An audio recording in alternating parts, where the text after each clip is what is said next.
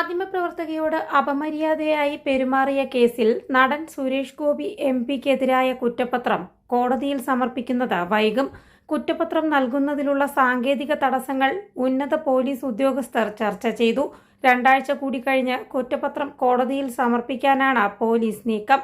മാധ്യമപ്രവർത്തകർ നൽകിയ പരാതിയിൽ ആദ്യം 354A ഉപവകുപ്പുകളായി 1, 4 എന്നിവയാണ് ചുമത്തിയിരുന്നത്.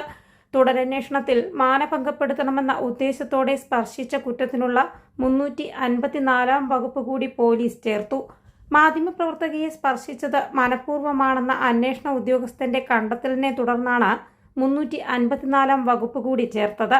ഉന്നത പോലീസ് ഉദ്യോഗസ്ഥർ ഇടപെട്ട് അന്വേഷണ റിപ്പോർട്ട് വിലയിരുത്തിയിട്ടുണ്ട്. ഇതിനിടെ മുൻകൂർ ജാമ്യത്തിനായി സുരേഷ് ഗോപി ഹൈക്കോടതിയെ സമീപിച്ചിട്ടുണ്ട്.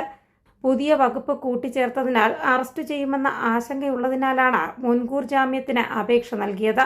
News desk India today.